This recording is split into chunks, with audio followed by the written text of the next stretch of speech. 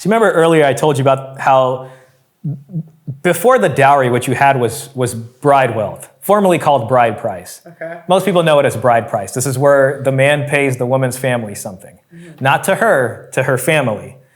Then they, as scholars studied it more, they changed the name from bride price to bride wealth because bride wealth describes it better. But back then, the reason that the man paid the bride wealth was because the woman worked.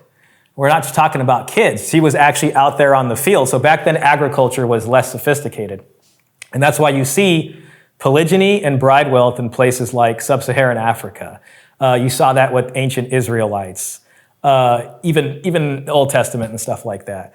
And you saw this in a lot of different civilizations. And then what they noticed is that as they changed from tools women can actually handle, like the digging stick or the hoe, and they moved to the plow. The plow is this heavy instrument that takes a lot of strength, and you got to have these, cattle in the front pulling it, and you're trying to keep it in a straight line. So men ended up doing this.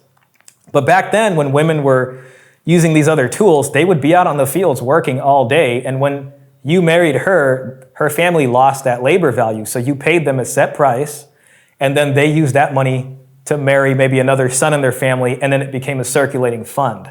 So bride wealths are all uniform prices. It's not like this highest bidder thing. It actually is a set price.